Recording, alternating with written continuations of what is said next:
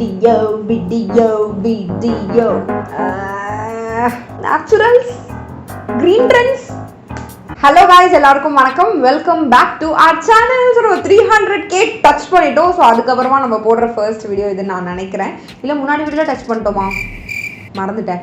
Anyway so thank you so much. இதுக்கும் subscribe பண்ண எல்லாருக்குமே. அண்ட் இது வரைக்கும் நீங்கள் சப்ஸ்கிரைப் பண்ணலன்னு சொன்னால் இந்த வீடியோ ஃபுல்லாக பாருங்கள். பார்த்துருந்து எனக்கு பிடிச்சிருக்குன்னு சொன்னால் கண்டிப்பாக சப்ஸ்கிரைப் பண்ணுங்க. எனக்கு அது ரொம்பவே ஹெல்ப்ஃபுல்லாக இருக்கும். எனக்கு ரொம்பவே மோட்டிவேட் பண்ணும். நான் நிறைய நல்ல வீடியோஸ் போடுவேன். அது மட்டும் இல்லாமல் நான் முன்னாடி போட்டிருந்த க்ளோயிட்டிங் சேலஞ்ச் உங்கள் எல்லாருக்குமே ரொம்ப பிடிச்சிருந்து. எல்லாரும் ரொம்பவே என்ன மோட்டிவேட் பண்ணீங்க. அண்ட் அந்த வீடியோ பார்த்து நீங்களாம் மோட்டிவேட் ஆனீங்களோ இல்லை உங்களோட கமெண்ட்ஸ் எல்லாம் பார்த்து நான் ரொம்பவே மோட்டிவேட் ஆனேன். ஸோ அதனால ரொம்ப தேங்க்ஸ். ஸோ உங்களுக்கு நல்ல ஃபன்னான வீடியோ வேணும்னு சொன்னால் என்னோட 5 minutes கிராஃப்ட் வீடியோ பாருங்க. கண்டிப்பாக நிறைய பேர் அது ரொம்ப ஃபன்னியாக இருக்குன்னு சொல்லியிருந்தீங்க. ஸோ மேபி உங்களுக்கு அந்த வீடியோ பிடிக்கிறதுக்கும் நிறைய சான்ஸ் இருக்கு. ஸோ இன்னைக்கு நம்ம என்ன பார்க்க போறோம் அப்படின்னு சொல்லி பாத்தீங்கன்னா எக்ஸ்போலியேட்டிங் பத்தி. நார்மலா வந்து பேட் ஸ்கின் அப்புறம் வந்து ப்ராப்ளமேட்டிக் ஸ்கின் எல்லாருக்குமே இருக்கும். எனக்குமே ரொம்ப ப்ராப்ளமேட்டிக் ஸ்கின் தான். பட் எக்ஸ்போலியேட் பண்றது வந்து என் ஸ்கின்னை நார்மலா ரொம்பவே பெட்டர் ஆக்கிருக்கு. என் ஸ்கின் ரொம்ப வர்ஸ்டா இருந்துட்டு ஓரளவுக்கு பெட்டர் ஆயிருக்கு. இப்பயுமே ஆப்வியஸா என் ஸ்கின்ல இப்பயும் ஒயிட் ஹெட்ஸ் எல்லாமே உங்களுக்கு தெரியும். பட் பெட்டர் ஆயிருக்குன்னு நான் சொல்லுவேன். ஸோ அதனால எக்ஸ்போலியேட் பண்றது எவ்வளவு முக்கியம், எதுக்கு எக்ஸ்போலியேட் பண்ணணும், எப்போ பண்ணணும், இது எல்லா பத்தி நம்ம இந்த வீடியோல பார்க்க போறோம். அது மட்டும் இல்லாம எக்ஸ்போலியேட் பண்ணா ஸ்கின் எப்படி இருக்கு, பண்ணலனா எப்படி இருக்கு அப்படிங்கிறது நான் உங்களுக்கு பண்ணி காட்ட போறேன். ஸோ கண்டிப்பா உங்களுக்கு இந்த வீடியோ யூஸ்ஃபுல்லா இருக்கும். உங்களுக்கு வந்து வயசு கம்மி ஒரு 20ல இருந்து 30 வயசுக்குள்ள இருக்கீங்கன்னு சொன்னா இப்பத்துல இருந்தே நீங்க வந்து எக்ஸ்போலியேட் பண்ண ஸ்டார்ட் பண்ணுங்க. உங்களுக்கு வந்து உங்க 30+ 40+ ஸ்கின் ரொம்ப நல்லா இருக்கும். அண்ட் உங்களுக்கு 30+ சொன்னா நீங்க கண்டிப்பா எக்ஸ்போலியேட் பண்ணுங்க. உங்க ஸ்கின் ரொம்பவே சூப்பர் ஆகும். ஸோ நம்ம வீடியோக்குள்ள போலாம்.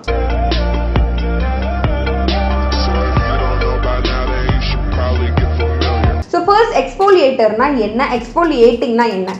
ஸோ நார்மலாக எக்ஸ்போலியேட்டர் எப்படி இருக்கணும்னு பார்த்தீங்கன்னா கொஞ்சம் ஒரு மாதிரி நரன்ற மாதிரி இருக்கும். ஸோ அதை நம்ம ஸ்கின்ல போடும்போது டெட் ஸ்கின் செல்ஸ் எல்லாமே ரிமூவ் ஆகும். நேச்சுரலான எக்ஸ்போலியேட்டர்ஸ் நிறைய பேர் நம்ம யூஸ் பண்ணலாம். நேச்சுரல் அப்படின்னா நீங்கள் சுகர் வந்து ரொம்ப ஒரு அதிகமாக பெருசாக இருக்கும். ஸோ அந்த சுகர் யூஸ் பண்ணக்கூடாது. அதை நீங்கள் லைட்டாக கிரவுண்ட் பண்ணிக்கோங்க.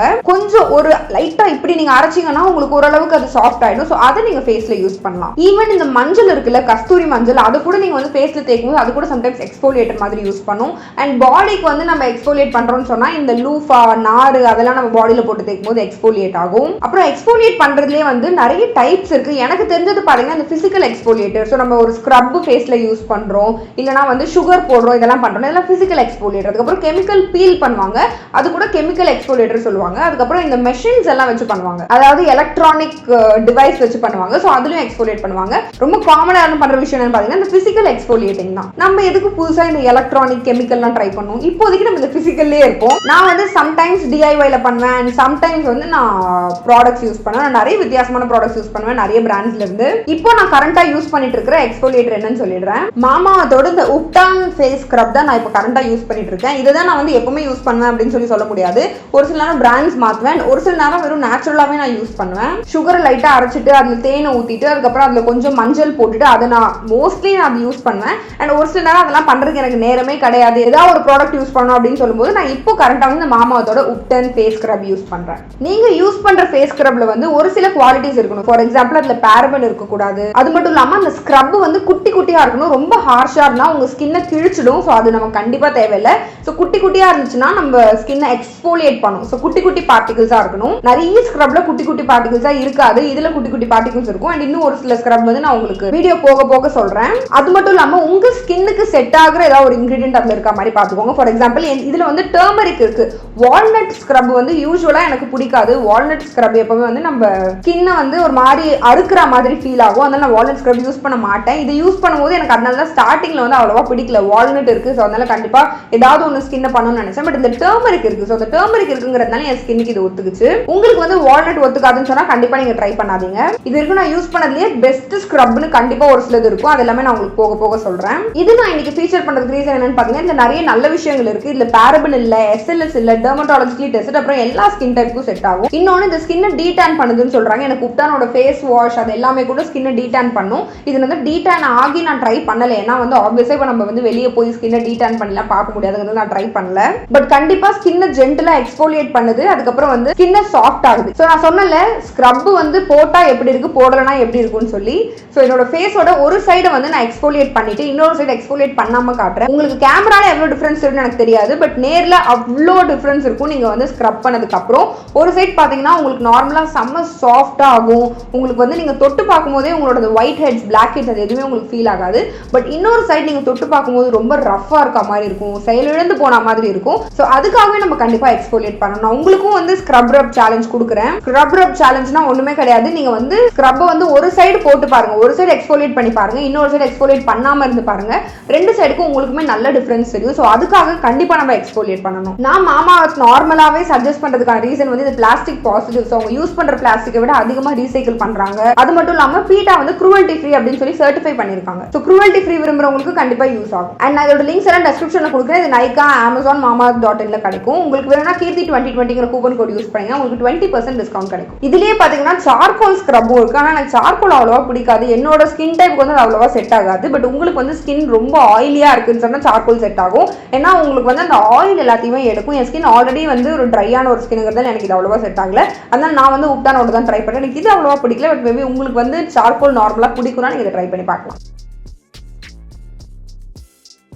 ஸோ இப்போ வந்து எதுக்கு நம்ம எக்ஸ்ஃபோலியேட் பண்ணணும், எதனால அது இம்பார்ட்டன்ட் கண்டிப்பா அப்படின்னு சொல்லி நம்ம சொல்றோம் அப்படின்னு பாத்தீங்கன்னா, நம்பர் 1 நம்ம டெட் ஸ்கின் செல்ஸை ரிமூவ் பண்ணணும். ஸோ நம்ம டெட் ஸ்கின் செல்ஸை ரிமூவ் பண்ணும்போது இந்த போர்ஸ் எல்லாம் வந்து கிளாக் ஆகுது இல்லையா, அது எல்லாமே அதை அன்கிளாக் பண்ணும். ஸோ அந்த டைம்ல நமக்கு பிம்பிள்ஸ், ஒயிட் ஹெட்ஸ் அவ்வளோ ஜாஸ்தியா வராது. நம்ம நார்மலா நம்ம ஃபேஸ்ல வந்து எக்ஸ்ஃபோலியேட் பண்ணாம ஒரு பேக்கோ மாய்ஸ்சரைசரோ போட்டோம்னா அது அவ்வளோ டீப்பா ஒர்க் ஆகாது. பட் நம்ம ஸ்க்ரப் பண்ணிட்டு போடும்போது என்ன ஆகும்னா டீப்பா பெனிட்ரேட் பண்ணும். ஸோ அந்த மாய்ஸ்சரைசர் பேக் எல்லாமே ஸ்கின்ல நல்லா ஒர்க் ஆகும். நம்பர் 3 நம்ம ரெகுலரா எக்ஸ்ஃபோலியேட் பண்ணிட்டு வரும்போது ஸ்கின் நல்லா ஃப்ரெஷ் அண்ட் ஹெல்தியா இருக்கும் பார்க்கிறதுக்கு. Number 4 black heads, white heads இது எல்லாமே வந்து ரெடியூஸ் ஆகும். நம்ம வந்து எந்த அளவுக்கு ஸ்க்ரப் கம்மியா பண்றோமோ அப்பதான் வந்து நமக்கு நிறைய இந்த ஒயிட் ஹெட்ஸ், பிளாக் ஹெட்ஸ் எல்லாமே வரும். நம்பர் 5 ஸ்கின் டோனை ஈவன் பண்ணும். பட் இது வந்து அவ்வளோ சீக்கிரம் நடக்காது. உங்களுக்கு ஆப்வியஸா நீங்க கண்டினியூஸா யூஸ் பண்ணி ஒரு ஃபியூ மந்த்ஸ்க்கு அப்புறம் தான் உங்களுக்கு இது தெரியும். எடுத்த உடனே ஸ்கின் டோன் ஈவன் ஆகாது. ஒயிட் ஹெட்ஸ், பிளாக் ஹெட்ஸ்லாம் டக்குன்னு போகும்.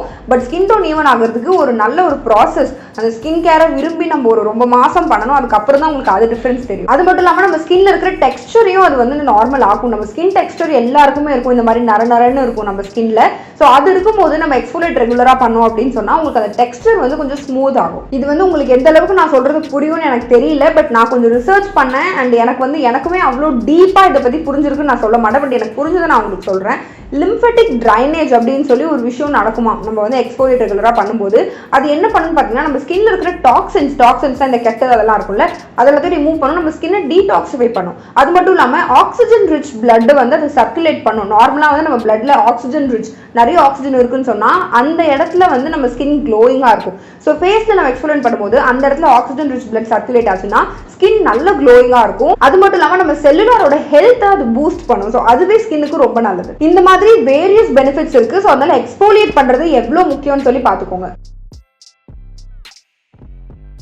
ஓகே, எப்போ பண்ணலாம், கரெக்டான டைம் எது அப்படின்னு சொல்லி கேட்டீங்கன்னா மார்னிங் எக்ஸ்ஃபோலியேட் பண்றது நல்லது. பிகாஸ் நைட் வந்து நம்ம ஸ்கின் ஒரு ரெஸ்ட் ஆயிட்டு மார்னிங் எழுந்து ஃப்ரெஷ்ஷா இருக்கும். ஸோ அந்த டைம்ல எக்ஸ்ஃபோலியேட் பண்ணீங்கன்னா டெட் ஸ்கின் செல்ஸ் எல்லாமே மேலே இருக்கும். அது எல்லாமே சீக்கிரம் வந்துடும். அண்ட் எப்போ எத்தனை நாளைக்கு ஒரு வாட்டி பண்ணலாம் அப்படின்னு கேட்டீங்கன்னா நீங்க வந்து வீக்லி ஒன்ஸ் பண்ணுங்க நார்மல் ஸ்கின்னுக்கு. இல்லை உங்களுக்கு ரொம்ப ஆயிலி ஸ்கின்னா இருக்குன்னா வீக்லி ட்வைஸ் பண்ணலாம். பட் ரொம்ப ட்ரையா இருக்கிறதுக்கு 2 weeks ஒன்ஸ் பண்ணுங்க. அது எப்படி நீங்க கண்டுபிடிக்கலாம்னு பாத்தீங்கன்னா நீங்க பண்ணும்போது தான் உங்களுக்கு தெரியும். நீங்க எக்ஸ்ஃபோலியேட் பண்ணி முடிச்சதுக்கு அப்புறம் உங்க ஸ்கின் நல்லா ரிலாக்ஸ்டா சாஃப்டா ஃபீல் ஆகணும். பட் உங்க ஸ்கின் இரிட்டேட் ஆகுது அப்படின்னு சொன்னா நீங்க கண்டிப்பா கொஞ்சம் அதிகமா பண்றீங்கன்னு அர்த்தம். ஒரு நிமிஷத்தை விட கம்மியா நீங்க வந்து ஸ்க்ரப் பண்ணா போதும் அண்ட் வீக்லி ஒன்ஸ் பண்ணா போதும். இதுல கண்டிப்பா நமக்கு டிஸ்அட்வான்டேஜும் இருக்கும். டிஸ்அட்வான்டேஜ் இல்லாம எந்த ஒரு விஷயமே கிடையாது. ஸோ டிஸ்அட்வான்டேஜ் என்னன்னு பாத்தீங்கன்னா நீங்க ரொம்ப ஓவரா பயங்கரமா நானும் எக்ஸ்ஃபோலியேட் பண்றேன், எனக்கும் க்ளோயிங் ஸ்கின் வேணும், நானும் ரவுடி தான் அப்படின்னு சொல்லிட்டு நீங்க ஓவரா எக்ஸ்ஃபோலியேட் பண்ணிட்டீங்கன்னா நேச்சுரல் ஆயில்ஸ் வந்து நம்ம ஸ்கின்ல ஜாஸ்தியா இருக்கும். ஸோ அது வந்து நீங்க அதிகமா எக்ஸ்ஃபோலியேட் பண்ணும்போது எவ்ரிடே எக்ஸ்ஃபோலியேட் பண்ணும்போது அது போயிடும். ஸோ அந்த நேச்சுரல் ஆயில் போகும்போது நம்ம ஸ்கின் க்ளோ ஆகாது. நம்ம ஸ்கின் ஒரு மாதிரி செயலிழந்து இருக்கும், ரொம்ப பாவமா இருக்கும் பேசிக்கலி பாக்குறதுக்கு.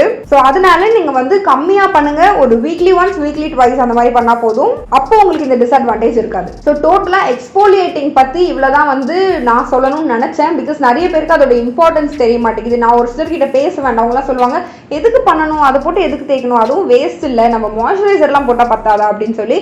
பட் அது கண்டிப்பா ரொம்பவே முக்கியம். ஸோ எல்லாருமே எக்ஸ்ஃபோலியேட் பண்ணுங்க. என்னோட ஸ்கின் வந்து ரொம்ப ரொம்ப பேடான கண்டிஷனுக்கு எல்லாம் போயிருக்கு. ரிட்டர்ன் வர்றதுக்கு நான் வந்து ஒரு சில ஸ்டெப்ஸ் எல்லாம் கண்டிப்பா பண்றேன். ஸோ கண்டிப்பா என்னோட ஸ்கின் வந்து மோசமான நிலைமையில இருந்து கொஞ்சம் நார்மல் ஆகிறதுக்கு நான் என்ன பண்ணுங்கிறது உங்களுக்கு ஷேர் பண்றேன். பட் இந்த ஒரு ஸ்டெப் கண்டிப்பாக இம்பார்ட்டன்ட். ஸோ அதனால தான் நான் உங்களுக்கு ஷேர் பண்ணணும்னு நினச்சேன். இன்னொன்று, ஒரு சில பிராண்ட்ஸ் நீங்கள் வந்து சஜஸ்ட் பண்ண சொன்னால் நான் இதெல்லாம் சஜஸ்ட் பண்ணு பார்த்தீங்கன்னா அரோமா மேஜிக்கோட ஸ்க்ரப் நான் உங்களுக்கு கண்டிப்பாக சஜஸ்ட் பண்ணுவேன். அது ரொம்பவே சூப்பராக இருக்கும். அது மட்டும் இல்லாமல் குட் வைப்ஸோட ஸ்க்ரப் ரொம்ப நல்லா இருக்கும். சார்கோல் ஸ்க்ரப் இது எல்லாத்தையுமே இந்த குட்டி குட்டி பார்ட்டிகல்ஸ் வந்து ரொம்ப சின்னதாக இருக்கும். அப்புறம் மாமாத்தோட இந்த உப்டான் ஸ்க்ரப் நீங்கள் ட்ரை பண்ணலாம். அதுக்கப்புறம் ப்ளம்மோடது ரொம்ப நல்லா இருக்கும். வாவோடது நல்லா இருக்கும். ஸோ நான் விரும்பி யூஸ் பண்ணுற ஸ்க்ரப்ஸ் வந்து இந்த 5 தான் நான் சொல்லுவேன். மேபி நீங்கள் வேறு ஏதாவது ஸ்க்ரப் ட்ரை பண்ணி உங்களுக்கு பிடிச்சிருக்கா அந்த கமெண்ட் செக்ஷனில் சொல்லுங்கள். நான் அதையும் ஃபியூச்சரில் ட்ரை பண்ணுறேன். So thank you so much for வாட்சிங். இவ்வளோ நேரம் நீங்கள் நான் பேசுறதை கேட்டுட்டு இருந்தீங்கன்னா கண்டிப்பாக உங்களுக்கு வந்து நான் கோயில் கட்டி கும்பிடுறேன். நான் உங்கள் எல்லாருமே நடுவில் பார்க்குறேன். Until then, it's bye from Keerthi. Bye.